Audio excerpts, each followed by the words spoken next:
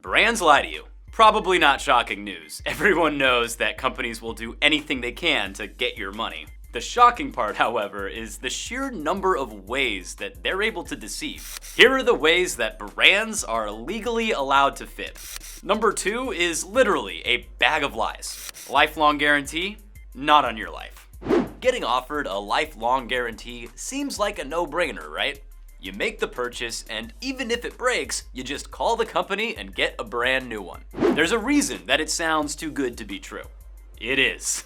Companies have a tendency to leave important information as far from their customers' view as they possibly can. Sometimes a brand will just straight up lie and say that the guarantee is lifelong when it's only a couple of years. Many state laws don't give a precise meaning to the word lifetime when used in a contract. Lifetime can mean whatever the individual selling the product wants it to mean. For instance, here in California, a lifetime warranty only has to be 3 years.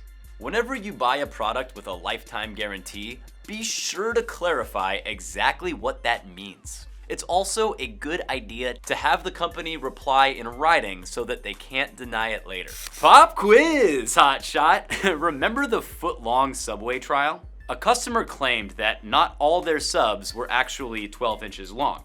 Subway ended up settling out of court. Can you figure out what the plaintiff received for his efforts? Leave your best guess in the comment section below and stay tuned till later in the video to see if you're right. Maybe you're on a diet. Or maybe you just want to get tight for your next swingers party, you super freak you. Whatever the case may be, if you're trying to eat healthy, it's always a good idea to check your food's nutritional information. So let's say that you're happy with what you read. That amount of calories, fats, and carbs are acceptable for the product. But are you positive that what you're about to eat isn't double or even triple the numbers on that package? Companies can be misleading with what a serving size contains, which can make their food sound healthy. One package isn't always one serving, and as long as the truth is written somewhere in small font, it's not considered to be fraud. A can of soup, for instance, could have 90 calories per serving, but the container actually offers 3 servings. Did you buy a pack of Fig Newtons? Well, guess how many Fig Newtons make a serving? 2. They aren't flat out lying, but they are making sure that you need to carefully read every single line of their packaging to find out the whole truth about their product. A product can make ridiculous claims as long as they only tell half the truth. How is that possible? If a brand sells you a cookbook for certain healthy treats, they can claim that by buying their product, you can lose weight in no time. It sounds incredible. But what they fail to tell you is that you need to pair their recipes with other kinds of healthy food and exercise. Or you'll stay the same weight, maybe even put on a couple pounds. This is called a half-truth. You will lose the weight, but only if you change a bunch of other habits in your life. The cookbook is only a small part of the equation. They're purposefully avoiding making this clarification. And unfortunately for the customer, their claim is protected by law. As long as they don't flat out lie, they're covered. Let's be honest, nobody reads the terms and conditions.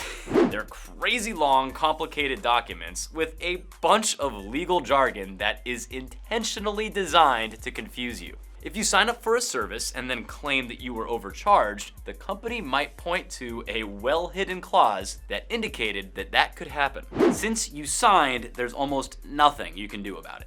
Brands put in big shiny letters all the information that they want you to know right away, and then hide the uncomfortable truth in small, hard to understand text. And then they just assume that no one's gonna go through the trouble of actually reading it. And they're right. And because you agreed to it all, there's nothing the law can do to defend your rights. You're SOL, pal. One day, you may be browsing through a grocery store aisle looking to try a brand new batch of cookies. You've had a productive week, and it's time to treat yourself. Then you see them, delicious looking cookies that make your mouth water. You buy them immediately. The picture on the pack looks that good. When you get home and open the bag, you're overwhelmed with disappointment. In reality, the cookies are a mess. Not only are they smaller than what you were expecting, but there's not nearly as much glitter in the cream-filled center that was advertised. Shenanigans. This is a common practice, and there's nothing you can do about it since the law protects brands here. For them, it's as easy as placing a single phrase on their packaging. Quote, "All pictures shown are for illustration purposes only," end quote. This is fancy jargon for saying that these pictures are not legally binding, and they can give you the exact opposite while tricking you into believing that that's what their product will look like. What is puffery, you might ask? It's when a brand lies so outrageously that their claim can't be believed. As it cannot be measured or defined precisely, it's considered to be just boasting. This is how brands are able to tout bombastic slogans like Gillette's "the best a man can get." It's a perfect example. It's vague enough that no one will be able to contend with it. Now, I know I just mentioned Gillette, but everyone remain calm. Don't go wild in the comments section. This is not a place for politics. It's a happy place. This is why some brands can claim to be the best of their category or have the freshest products without it actually needing to be true. There is no objective way of measuring the factuality of this declaration. It's a license to lie. Hey, ladies. I'm the suavest guy you'll ever meet at 3 a.m. while in line at Taco Bell. There's no way you can prove me wrong, so it must be true. Their whole defense is that no reasonable person would believe these lies, so they can just exaggerate with impunity. And if someone does believe them and purchases their product based on that claim, then tough cookies, because the law is on the brand side. The Coca-Cola company was highly criticized for claiming that their product, vitamin water, was good for your health. But really, it's just sugar water. Their defense? They said no one in their right mind would believe that this product could be healthy, even if they claimed it was. When it comes to offering services to customers, brands will make all sorts of promises that are in no way legally binding. They might claim that a particular online seminar will only be available during the live taping. The people who are most interested will pay extra to view the talk, only to be dumbfounded weeks later when a cheaper recorded version of the same seminar is available online. All a seller has to do to make this duplicity legally permissible is to explain that they changed their minds due to the amount of interest potential buyers had in their product. Upsells that should have been included in the original purchase are an incredibly common practice. In online gaming, for instance, the customer believes that they'll get the whole experience when paying for their video game and that the product that they received is complete. Unfortunately, this is not always the case. In the middle of the game, they might be required to purchase extra levels that weren't included in the original package. This is particularly immoral when the company failed to let the buyers know that there would be upsells, and that the customer wouldn't be able to get the whole experience without paying extra. Lying packages. The best example of this blatant lie are potato chip bags. But they're hardly the only one. Packaging can be designed to cover up the fact that a bag will only contain about half the product that we expect it does. Companies will fill their packaging with air to make them look like they're bursting with product. When the customer opens the bag, however, they'll realize it's only half filled, at best. Life pro tip: to avoid being deceived by this trick, it's essential to check the actual weight of the product inside the bag, since the brand can't lie when it comes to those numbers. They'll usually hide those details among other information, so it's hard to find. It's answer time!